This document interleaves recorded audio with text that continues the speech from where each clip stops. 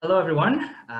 Thank you for joining us again on our Let's Chat session. My name is Alex. I am the Student Enrolment Services Assistant here at the Undergraduate Medical Education Office. I'm joined today by my colleague, Elicia, and she is our Enrollment Coordinator. So today, we are actually going to talk about questions that applicants may have after you have submitted your application. So first and foremost, congratulations to everyone who have successfully submitted your application. It's one of the sort of biggest hurdles for you as an applicant to have to, take the time and put all these materials together and to submit your application. So congratulations and good luck to every one of you. The way that we're going to start with this session is first of all, we actually have a few housekeeping items that Elicia is going to go over. And afterwards, I am actually going to go through a list of questions that we have compiled by, just from your emails, for your inquiries that applicants may have once they've submitted their application after the OMSAS deadline. So, and then if we have any extra time after, we'll take some live questions on our FAQ. If you actually see on your Zoom interface, there is a Q&A sort of section. So if you have any questions, please post them on the Q&A section and not on the chat box, okay? So if you have any questions afterwards, just put them on the Q&A and then we'll go through any questions that are pertinent to applicants. If you have questions that are really specific regarding your application, I would invite you to email us instead. I will share our email address at the end of the session, as we will try to concentrate on questions that may relate to multiple applicants. Okay, Elicia, please take it away. Thanks, Alex. So as Alex mentioned, congratulations to everyone on submitting your applications. The deadline passed on October 1st, and right now we'll be receiving all of your application materials from OMSAS. We don't accept applications after the deadline passes, and we also don't accept changes to your application after you've submitted it. So we'll start to screen applications this fall, and we're going to have more information about verifiers, interviews, and next steps at our next Let's Chat that's going to take place in December. So for now, there's two major items that I just want to point out for everyone. And the first is regarding Turnitin. So as some of you may already know, this fall we'll be checking your brief personal essays for plagiarism using the Turnitin system. So if you're a previous applicant and you've applied in years past, and if you're using some similar sentences or content or examples in your brief personal essays, what you'll want to do is please email md.applicants@utoronto.ca and provide us with your full name and your OMSAS ID number. And this will allow us to prevent the system from flagging you for self-plagiarism of your previous year's brief personal essays. And opting out of Turnitin, when you send us that email, it doesn't have any negative impact on your application whatsoever. It's just for us to know so that you're not going to be caught for plagiarizing yourself. So the second item is your MCAT scores. So MCAT scores must be released to OMSAS every year, regardless of when the test was taken. So to release your MCAT scores, what you'll do is you'll log into your AAMC account, and under the My Reports tab, click on Send Scores Electronically. From there, you'll want to release your scores to Ontario Medical School Application Service, which is OMSAS. And if you do not release your scores, your application will not be reviewed. So it's important to note that that's a step you actually have to take yourself. It's not an automatic send, so you have to release them yourself. And also, please ensure that you follow all the steps for releasing your score by November 30th. So this deadline was extended, and the November 30th deadline is the absolute latest that you can submit by. You can also check on the document tracking page in your application on OMSAS just to ensure that your scores were received by the November 30th deadline.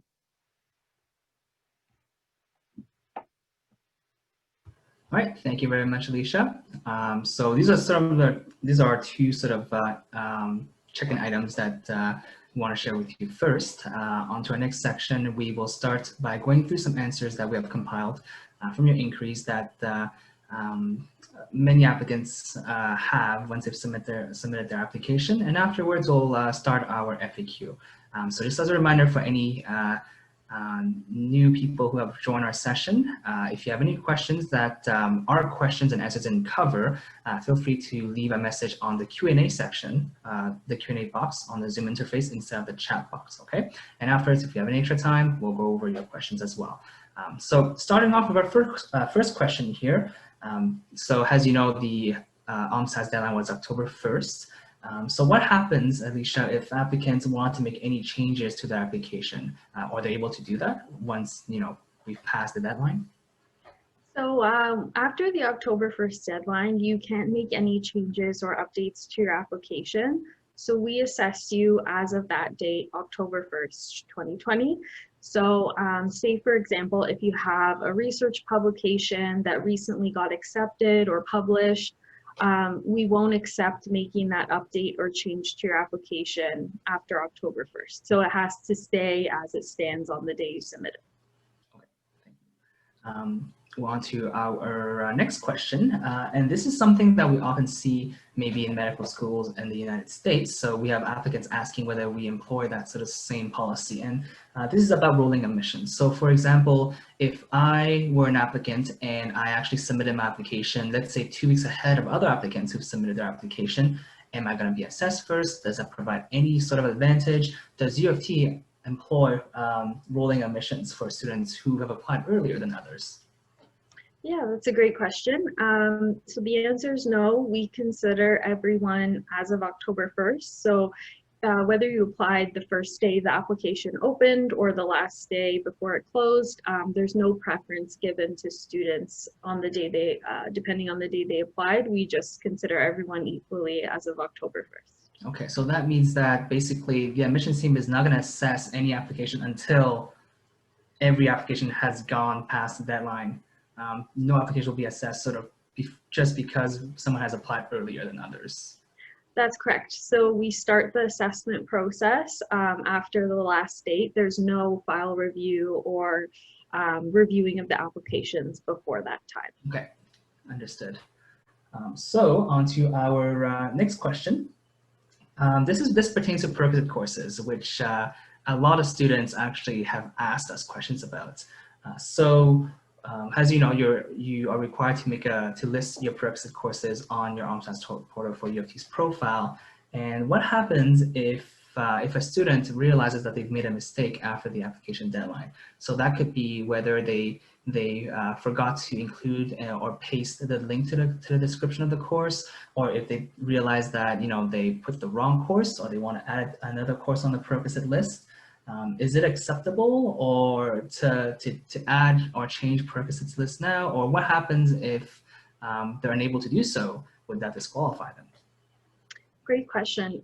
So how it works is if you've listed prerequisites that either are incorrect or it's the wrong course, wrong link, while you can't make any changes to it after the deadline, the admissions team will conduct a full review of your transcript to identify other courses that meet the prerequisites. So if you put a wrong course or a wrong description, we'll still always go back to the transcript and do a full sweep of all your courses to make sure to find ones that that qualify if you put an incorrect one. Okay, so that means I shouldn't worry if I made a mistake and omitted a certain course, or figure out that I actually put the wrong course, because the admissions team will double check and everything should be okay as well. Yeah, that's right. You won't be disqualified or it won't affect your application negatively in any way. That's great to hear. Okay. On to our next question, which is also a question that's fairly common. This pertains to verifiers. So as an applicant, you are required to provide verifiers for your ABS items in particular, and to include their contact information. And sometimes a verifier might have changed positions, or they may have they may decide that they change their contact information, and again, this is past the application deadline. What happens since we cannot make any changes to the application past the deadline? Is it going to disadvantage me? How do I submit maybe new contact information of the verifier to the admissions team? Is that feasible?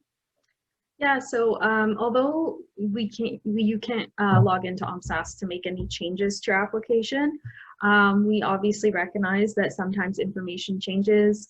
So if there's a scenario where we have any trouble getting into contact with your verifier, we will not discount your application. We will actually first reach out to you personally to ask for different information or if there are any changes. So not to worry that you can't change that information. If we can't contact them, we'll always reach out to you first. Okay, so just to clarify a little bit, if I were an applicant and I know in advance that I need to make changes to my verifier contact information past the deadline, there's no need for me to email the admissions team at the moment.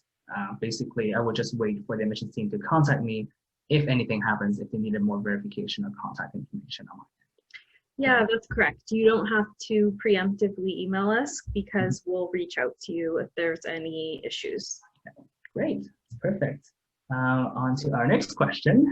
We have quite a few today to go through. So this is more for GPA. Okay, so as you know, OMSAS will convert your grades depending on your university to create what we call the OMSAS GPA, which is used to assess by multiple medical schools in Ontario.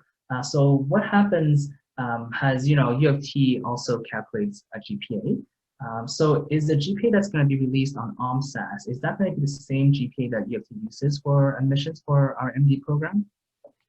So the OMSAS GPA differs slightly from the U of T GPA. They're not going to be exactly alike. For example, we exclude marks from part-time courses, just for instance. So there will be a bit of difference, but we don't release the U of T CGPA or weighted GPA that we calculate to the applicant. So that means that me as an applicant, I will not be able to see the GPA that U of T uses on my OMSAS profile, since that OMSAS GPA will be slightly different. Okay. Yes. Mm-hmm. So this is another question on GPA. We often hear the admissions team and the recruitment team talk about a competitive GPA, so the competitive range, right? And this could change depending on the cycle. It always depends on the pool of applicants, right? So what happens if an applicant is not within the competitive range? So are they automatically disqualified even though they meet the minimum GPA requirement as per U of T? They won't be immediately disqualified. We review all the applications that meet the minimum, regardless of if you're in a competitive range or not. And we read all academic explanations essays first before performing any calculations for that applicant.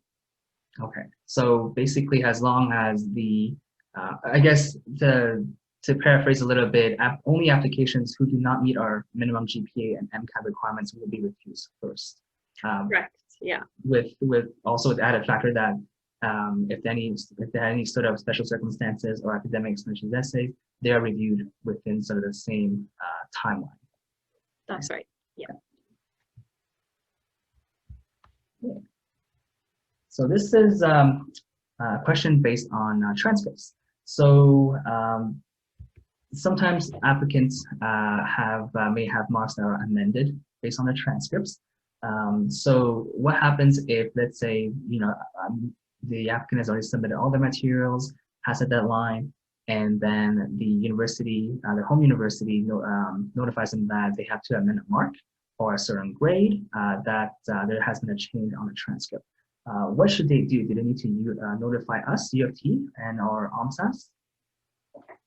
So if it's a mark from a previous session used in the GPA calculation, you should have another transcript sent to OMSAS and also email us to let us know that that is going to be forthcoming. We'll require applicants to submit official final transcripts if they receive an offer. So The revised mark will appear on that document once it comes in, and we'll contact you at that time if we require any kind of clarification about marks. Okay. And just have two follow-up questions within sort of this topic that we have right now. So the first question is if they were to email us, I think we should use the md.applicants@utoronto.ca. Right? Yes, that would be the best place. Now that you are current applicants, the best place to reach out would be md.applicants@utoronto.ca. With regards to any sort of updated transcript and so forth. That's right, yeah. And so I guess just to give a little bit of context for our viewers here, the current course, so the sort of amended marks that we're talking about on transcripts refer to courses that have already been completed, right? Because courses that, for example, an applicant is taking currently, they are not assessed in this cycle unless it's for prerequisite purposes. Is that correct? Yes, that's correct. Okay. So for viewers out there, if you're currently taking courses, or you may, let's say you're dropping a course, don't worry, because again, this will be verified during your final transcript if you are to receive an offer, because that will be required of you to send a final transcript. So there's actually no need to contact us at this point. But for applicants, I guess, who have marks from completed courses that have been amended, then they are required to contact OMSAS with an updated transcript, and also thereafter email us at md.applicants@utoronto.ca for the update. Yeah. Okay, understood. Perfect. So now just to talk about a little more briefly then, as you know, the admissions team will start to review your applications, and they will start to send out interview invites, right? As sort of our next stage of the next process in the admission cycle. So when should we expect, well, not me myself, I'm not an applicant, but I guess for applicants, right? When should they expect to hear back or to hopefully receive an interview? Do you have some a general timeline here? Yeah, for sure. So applications are reviewed kind of at random as the materials uploaded from OMSAS. So interview invitations are sent as application reviews become complete, and they do not reflect the competitiveness of an applicant, whether you receive an interview invitation earlier or later. It doesn't, it's no indication of competitiveness. Applicants will be notified about interviews on an ongoing basis, beginning in January and then all the way through to March. Okay, so at this point, basically, just basically it's a waiting game, I guess, right? Yeah, the first invitations won't be until January, so you won't hear anything with respect to interviews until then. Okay. And so what happens if, let's say, if an applicant's email, let's say the email from the admissions team has gone to, let's say, a spam folder, or for whatever reason, they forgot to check and they were not able to send a reply by a deadline, are they disqualified? Would they be removed from the interview? Like how does that work? So this is a great question. We usually recommend that you add md.applicants@utoronto.ca as a trusted sender on your email server, just so that any of our communications will not go directly to junk or spam, because some servers have preset kind of email filters. So if you add us as a trusted sender, that usually resolves that. But regardless, any applicants who do not RSVP to an interview invitation, we will contact them at the telephone numbers that they've listed in their application, and we will do everything we can to get in contact with you first if we see that you haven't responded to the interview invitation. Okay, so in the shoes of an applicant, for myself, then I guess any further correspondence throughout the admission cycle after I've submitted my application will come from md.applicants@utoronto.ca. Yes, that's correct. So whether it's pertaining to information we need or an interview invitation, everything will come from that email account from us. Okay, so it's probably a very good idea to make sure that I choose that as a trusted sender. Okay. Yes, absolutely. All right.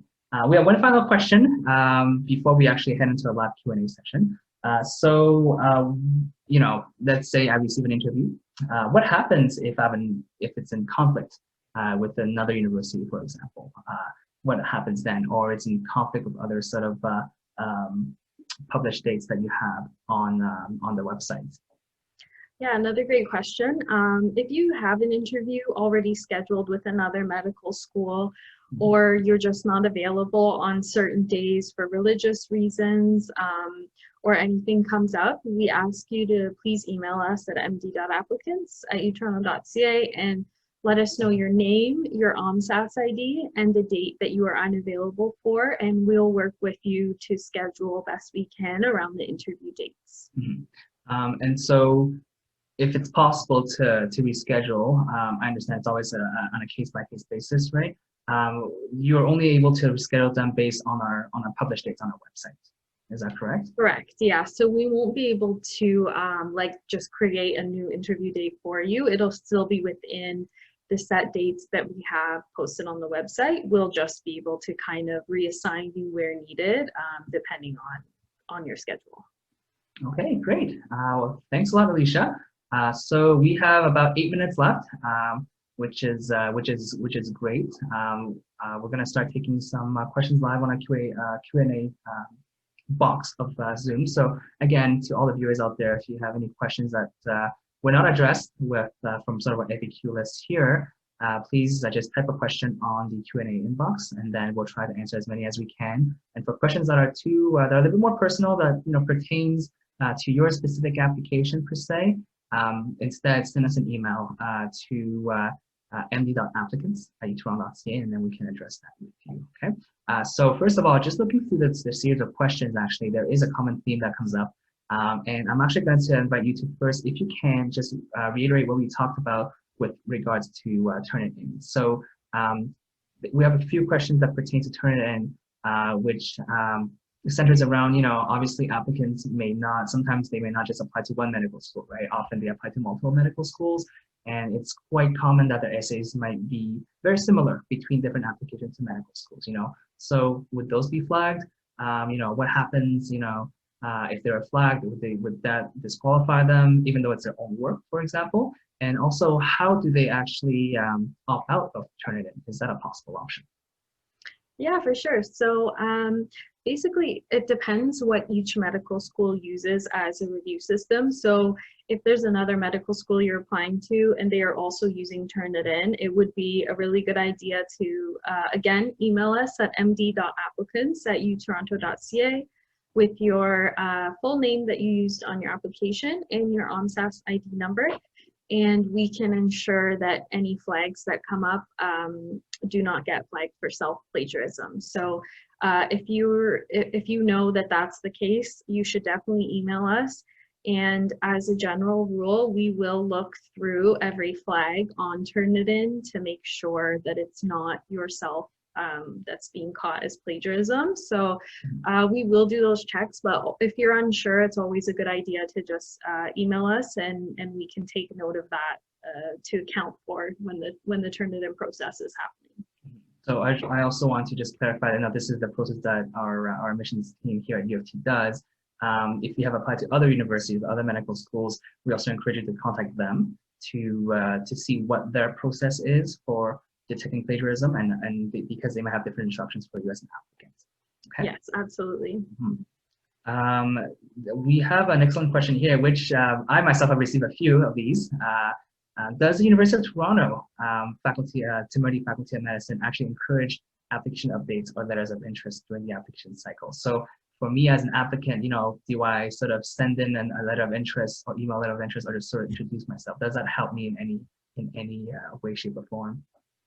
So the way we assess applicants is pretty straightforward on the requirements that we post on our website.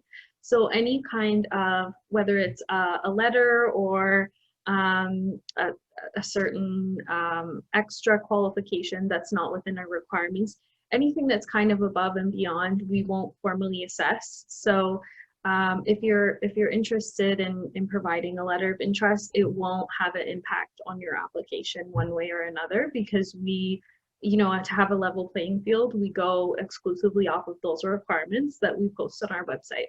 Okay, so basically, as long as I submitted all the required materials for my application, those will be the materials that will be assessed. That's correct. So yeah. any sort of additional documentation that's sort of really won't be really considered, because it's actually not part of actual requirements in that case. That's right. Yeah. Okay. We have a few questions based on interviews.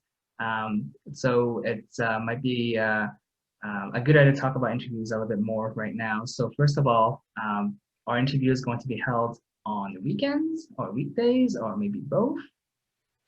Yeah, so interview dates can be held on weekends. It is possible. We are going to be announcing our specific interview dates at our December Facebook Let's Chat. So we will have those officially posted on our website as well. As of right now, you should know that they can take place on a weekday or weekend. But again, if you have like a religious observance on the weekend, we will accommodate that. So not to worry, but those dates will be forthcoming. We also will post our interview dates typically at least a couple of months in advance. Yes. So we try to give you ensure that you have enough time to make sort of any plans or preparation in the case that if you were to be invited for an interview. And I guess I can just sort of add on a little bit here. I know a lot of applicants are because of the current sort of current pandemic that's unfolding. Do you have any idea of what format it might take place? I know we also have, as you've alluded to, a next Let's Talk session, which we'll talk a little bit more about interviews. But at the moment, it's one of the burning questions that everybody has. Like what sort of format or what can we maybe expect that interview to sort of look like a little bit? For sure. So as you mentioned, we will have more specific details of how it's going to work in our December session, but it's good to know that due to the current state of the pandemic in the city of Toronto, we won't have in-person interviews. So they will be conducted digitally online with a video interview. Again, we'll have the exact details of sort of how that's going to go, give you plenty of time to prepare and consider how that's going to be set up. But yeah, you can expect that we won't be conducting in person in terms of physically having to travel to a space for the interview. That's good to hear. And as you know, as COVID is sort of unfolding, things sort of changed quickly. And so the admissions team is also working very hard to sort of taking a look at all these factors and ensuring that the safety of our applicants as well, and also to ensure that the integrity of the admissions process and how the interviews will unfold. And we will have all of these sort of details once they're finalized and concrete. We will share with you more information in our December session, and most likely as well next year before the actual interviews take place. So I'll take one more question just because with the in the interest of time. This is a very common question that a lot of applicants also sort of ask us.